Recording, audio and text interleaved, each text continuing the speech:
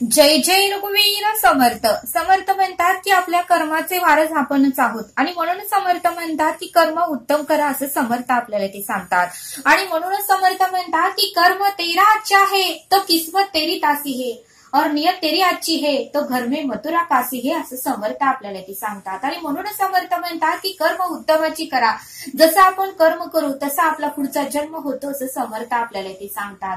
आणि म्हणूनच समर्थ म्हणतात की कर्म हे विचारपूर्वक आपल्याला करता आले पाहिजे असं समर्थ आपल्याला ते सांगतात. समर्थ म्हणतात की कर्म जेव्हा वसुलीला येतं तेव्हा कोणाचाही वशीला तेथे चालत नाही असं समर्थ आपल्याला ते सांगतात. समर्थ म्हणतात की कर्म जेव्हा वसुलीला येतं तेव्हा कोणाचाही वशीला तेथे चालत नाही. आणि म्हणूनच समर्थ म्हणतात की आपल्या कर्माला आपण घाबरलं पाहिजे आणि कर्म हे उत्तमाचे नेहमी आपल्याला करता आलं पाहिजे असं समर्थ आपल्याला ते सांगतात. आणि त्या काळी समर्थ रामदास स्वामींनीही मनाचे श्लोक नंबर 13 लिहूनच ठेवलेला आहे. मना सांग पाराव नाकाय झाले, अकस्मात ते राज्य सर्वे बुडाले, म्हणून कुडी वास नासांड वेगी, बरे लागला काळ हा पाठी लागी. बघा, रावणाकडे एवढं मोठं राज्य होतं, वैभव होतं, त्याची भक्ती उत्तमाची श्रेष्ठ होती, पण एक कर्म चुकलं, त्यामुळे त्याचीही हानी झाली असं समर्थ आपल्याला ते सांगतात. आणि म्हणूनच समर्थ म्हणतात की कर्म हे आपल्याला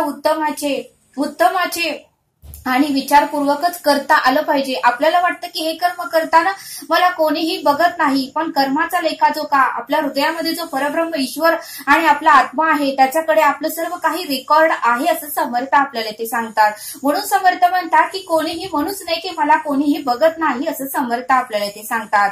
समर्थ म्हणतात की एखाद्या व्यक्तीला जर आरे म्हणलं की तो कारे आपल्याला म्हणणारच आहे. एखाद्या व्यक्तीच्या तोंडाला जर काळं फासायचं असेल तर आपले स्वतःचे हात आधी काळे करावे लागतात. आणि एखाद्या व्यक्तीकडे जर बोट दाखवलं तर आपल्याकडे 4 बोट होतात. आणि म्हणून समर्थ म्हणतात की कर्म हे विचारपूर्वक करा असं समर्थ आपल्याला ते सांगतात. समर्थ म्हणतात की जसं आपण समोरच्या व्यक्तीशी बोलू तसं आपल्यालाही उत्तर येतं. आपण जर उद्धट भाषेने समोरच्या व्यक्तीला बोललं की तोही त्याच भाषेत आपल्याला बोलणार आहे. आपण नम्रतेने आणि गोड जर समोरच्या व्यक्तीला बोललं तर तोही गोड आणि नम्रतेनेच बोलणार आहे. आणि आपण जर क्रोधाने रागाने काही जरी बोलत राहिलो तर तोही त्याच शब्दात आपल्याला बोलणार आहे. आणि म्हणून समर्थ म्हणतात की जसं आपण करू तसं आपल्याला फळ प्राप्त होणार आहे. म्हणून समर्थ म्हणतात की आपल्या कर्माचे वारस आपणच आहोत असं समर्थ आपल्याला ते सांगतात. आपल्या कर्माचं वारस दुसरं तिसरं कोणीही नसतं, ते कर्माचं वारस आपण स्वतः असतो. त्यामुळे आपण उत्तमाची कर्म आपल्याला करता आली पाहिजे असं समर्थ आपल्याला ते सांगतात. आणि म्हणूनच समर्थ म्हणतात की कर्म जेव्हा वसुलीला येतं तेव्हा कोणाचाही वशीला तेथे चालत नाही असं समर्थ आपल्याला ते सांगतात. आणि ते समजावून सांगण्यासाठी समर्थ आपल्याला एक उत्तमाचा बोध सांगतात. समर्थ म्हणतात की नेहमी विचारपूर्वक वागा, नेहमी जीवन जगत असताना विचारपूर्वक वागा, सत्कर्म करा, उत्तमाशी बोला की जेणेकरून आपल्यालाही त्याचं फळ उत्तम माझच प्राप्त होईल असं समर्थ आपल्याला ते सांगतात. समर्थ आपल्याला एक बोध सांगतात. समर्थ म्हणतात की ज्यावेळेस कर्णाच्या रथाचे चाक जमिनीत अडकल्यावर, समर्थ म्हणतात की ज्यावेळेस कर्णाच्या रथाचे चाक हे जमिनीत अडकल्यावर तो रथातून खाली उतरला आणि ते चाक ठीक करू लागला. तो चाक त्या चिखलातून तो काढू लागला, ते चाक तो नीट करू लागला.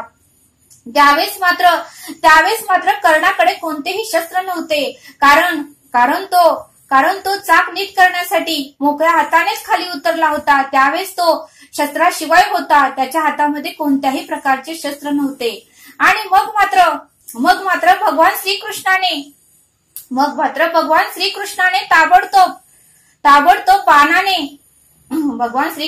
ताबडतोब बाणाने कर्णाला मारण्याचा आदेश अर्जुनाला दिला. मग मात्र भगवान श्रीकृष्णाने ताबडतोब बाणाने कर्णाला मारण्याचा आदेश अर्जुनाला दिला. आणि मग मात्र अर्जुनाने परमेश्वराच्या आदेशाचे पालन केले. मग मात्र अर्जुनाने कोणतेही प्रश्न श्रीकृष्णाला विचारलं नाही आणि अर्जुनाने मात्र परमेश्वराच्या म्हणजे श्रीकृष्णाच्या आदेशाचे पालन केले. आणि मग मात्र एकामागून एक असे बाण कर्णाला त्याने बाण मारले. एकामागून एक कर्णाला असे बाण सोडले आणि कर्ण मात्र जमिनीवर पडला. मग मात्र कर्ण जखमी झाला आणि तो जमिनीवर पडला. आणि मग मात्र मृत्यूपूर्वी तो जमिनीवर पडला. आणि मृत्यूपूर्वी जमिनीवर पडलेल्या कर्णाने मग मात्र मृत्यूपूर्वी जमिनीवर पडलेल्या कर्णाने भगवान श्रीकृष्णांना विचारले. मृत्यूपूर्वी जमिनीवर पडलेल्या कर्णाने भगवान श्रीकृष्णांना विचारले, हे परमेश्वरा परब्रह्म, तू दयाळू आहेस, तू कृपाळू आहेस, तू मायाळू आहेस. हे परब्रह्मा, हे ईश्वरा, तू दयाळू आहे, कृपाळू आहे, तू मायाळू आहे. हाच का रे तुझा न्याय? हाच का रे तुझा न्याय? माझ्या हातामध्ये शस्त्र नव्हतं, मी निशस्त्र आहे आणि निशस्त्र माणसाला ठार मारण्याचा आदेश तुम्ही अर्जुनाला दिला. हाच का तुमचा न्याय? असं कर्ण अर्जुनाला असे कर्ण श्रीकृष्णांना म्हणू लागले. असे कर्ण श्रीकृष्णांना म्हणू लागले. त्यावेळेस मात्र भगवान श्रीकृष्ण, त्यावेळेस मात्र परब्रह्म ईश्वर भगवान श्रीकृष्ण हसत उतरले आणि अर्जुनाचा हसत श्रीकृष्ण रथातून खाली उतरले आणि त्यावेळेस मात्र कर्णाला म्हणू लागले. त्यावेळेस मात्र कर्णाला त्याच्या प्रश्नाचं उत्तर श्रीकृष्ण देऊ लागले. श्रीकृष्ण म्हणाले, अर्जुनाचा मुलगा अभिमन्यू देखील चक्रव्यूहात निशस्त्र झाला होता. अर्जुनाचा मुलगा अभिमन्यू देखील चक्रव्यूहात निशस्त्र झाला होता. त्या अभिमन्यूकडे कोणतेही शस्त्र नव्हते आणि मग मात्र सर्वांनी मिळून त्याचा निर्गुणपणे वध केला. मग मात्र सर्वांनी मिळून त्याचा निर्गुणपणे वध केला, त्याला मारलं. तेव्हा त्या सर्वांमध्ये तूही होता. तूही त्या सर्वांमध्ये होतास. तेव्हा तुझं ज्ञान कुठं गेलं होतं?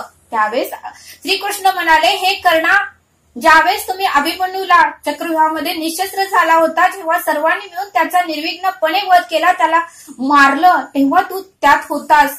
तेव्हा तुझं ज्ञान, तेव्हा तुझं हे संपूर्ण ज्ञान कुठं गेलं होतं? तुझं हे ज्ञान, तुझं हे सामर्थ्य आणि तुझं हे उत्तमाचं कर्म त्यावेळेस कुठं गेलं होतं? आणि त्यावेळेस मात्र श्रीकृष्ण म्हणाले, कर्णा, हे कर्माचं फळ आहे. कर्णा, हेच तुझ्या कर्माचं फळ आहे. माझा न्याय विचारपूर्वक असतो. माझा न्याय हा विचारपूर्वकच असतो. आणि जर